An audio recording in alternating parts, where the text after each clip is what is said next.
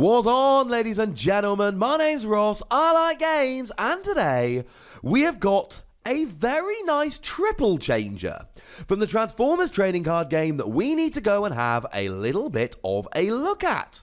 And I, for one, am a little bit excited. It is Raider Apeface, and this is a card that we kind of knew was coming because it had been featured on a couple of battle cards from Wave 4. But that doesn't make it any less exciting that it's finally here. And unless I'm mistaken, and please correct me in the comment section if I am, the first beast designation, the first beast trait that we've ever seen in the Transformers trading card game. Now, with it being a triple changer, we've got 3 modes, and we start off with a 10 cost character and a common, which means you're going to see it a lot in sealed play, and it means that it's not taking up too much of your team, only 40%. So you've got that other 60% ready to do with as you please.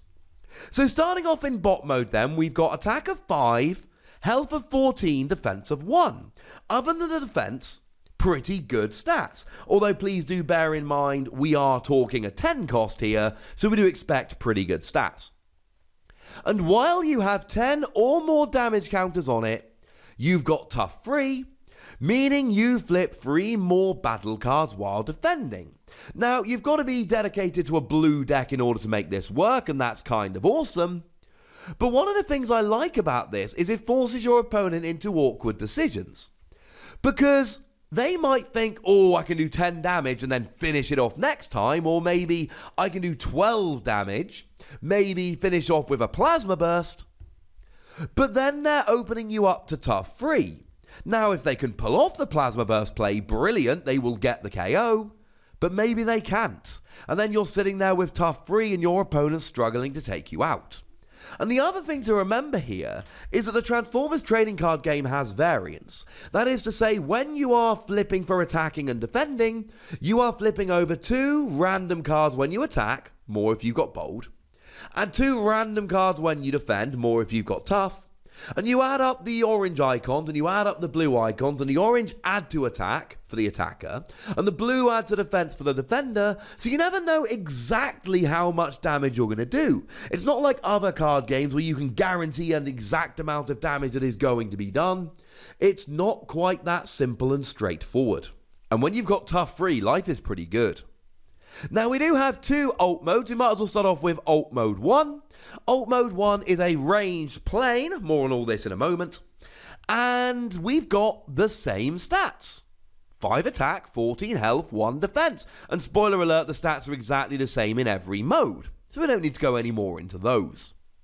While this is undamaged, you've got focus 1. That is, before flipping battle cards when battling, and when we say battling we mean both attacking and defending, look at the top card of your deck. You may scrap it. Now, this is awesome, of course, because you start in ult mode 1 as a triple changer, which means that you've got focus 1 at the beginning of the game. Now, you can go rather aggressive in terms of healing, play some medic and all of that good stuff, and then maybe you can keep yourself alive and undamaged for a little bit longer, but really this is a beginning of the game bonus. Start the game, have focus 1, nice handy bonus. Yay! But then we get into ult mode 2, and while it has 1 to 9 damage counters, you've got bold 2. That is to say, you flip 2 more battle cards while attacking. And you can see here that what Apeface actually does is you've got a different skill depending on what mode you're in, depending on how much damage has been done. And we've seen this on other triple changes, and it's kind of cool. While you're undamaged, you want to be in ult mode 1. When you've got 1 to 9 damage counters, you want to be in ult mode 2. And when you've got 10 or more damage counters, you want to be in ult mode 3. And with the stats being exactly the same, regardless of where you actually are, in terms of whatever mode you're in, you've still got the same stats. That means that you're not trying to be in ult mode 1 for higher defense, but then use a skill. None of that rubbish. You've always got the same stats, so you can just focus on changing throughout the game to get your extra skill.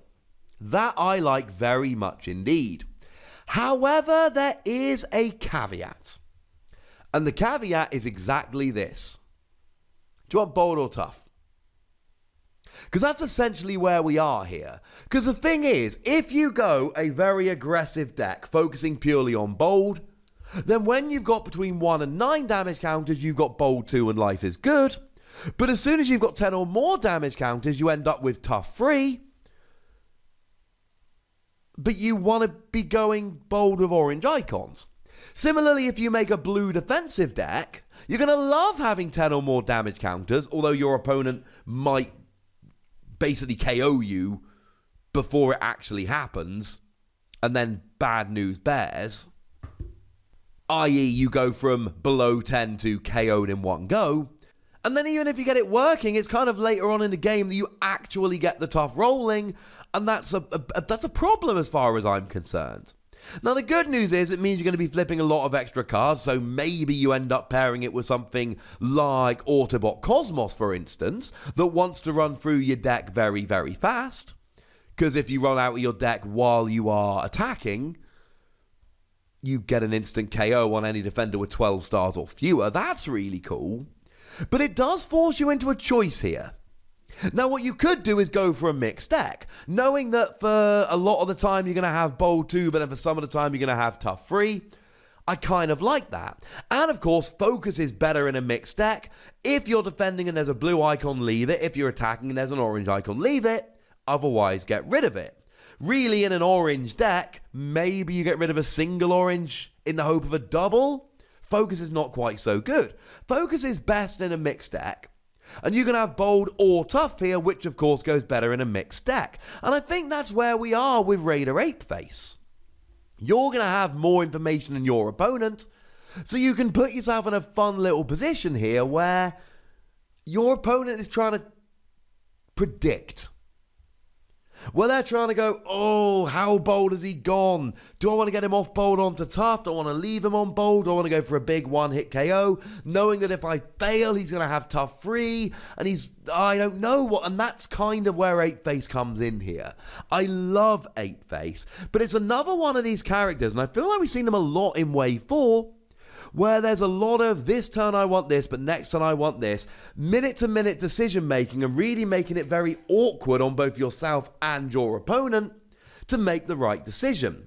Except you'll be making a deck and you'll be piloting it, so you'll have the information far, far more than your opponent will, and that's kind of hilarious. Now, in terms of traits here, ranged is a dominant one. You've got it in bot mode and you got it in alt mode 1, which means you can play around with stuff like marksmanship and armed hovercraft, which I know I mentioned quite a lot in my videos, but there's been a lot of ranged characters lately, and fact of the matter is, in ranged decks, these see a lot of play. Certainly when I'm making ranged decks, these two characters are always at the forefront, as long as I'm willing to play some blue. And this seems to be a character where you do want to go over mixed deck, some blue, some orange.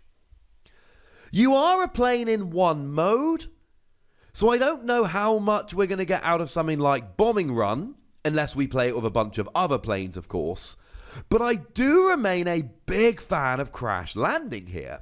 Crash Landing, when a plane gets KO'd, you do damage equal to your total attack to a tapped enemy, and you've got a natural attack of 5 here. Now, you do have to get KO'd in alt mode 1, except that's not actually true. Crash Landing reads, when the upgraded character is KO'd during your opponent's turn, do damage equal to its attack to a tapped enemy. Now, it says put on planes only, but you get this even if you're not in plane mode. It says when the upgraded character, not when the upgraded plane. So as long as you get this on when you're in plane mode, this will work. So I do like Crash Landing as a plane upgrade. And as I said earlier, you're a beast, but there's nothing for beasts. It's a new thing. Presumably we'll get one soon, but given that we've also introduced both boats and trains in this set, Beast has got to join the queue. Now, the other thing I really like here is that you are a melee character in alt mode 2, which opens up both body armor and power sword. Now, generally speaking, playing both of these in one deck is very awkward, but it's actually not here. Because you see, if you're playing a mixed deck, then body armor giving you tough 3 is great if you got the bot mode skill working. Power sword giving you bold 3 is great when you've got the alt mode 2 skill working. And then you've got 1 orange and 1 blue pip, but you want a mixed deck because you're playing a mixed deck, so having a mix of icons is good. And actually here, I'm kind of loving it. I think if you're playing Apeface, you've got to commit to a mixed deck of both orange and blue.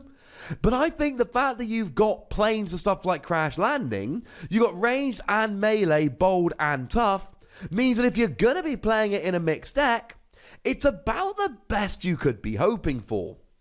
Frankly, ladies and gentlemen, consider me a little bit impressed. But I'd like to know what you think, so let me know in the comment section. Go nuts! Be nice. And then make sure you like this video, subscribe to this channel, and follow me on Twitter at the Wossy, where we talk about a whole bunch of games, Transformers, but also a bunch of others.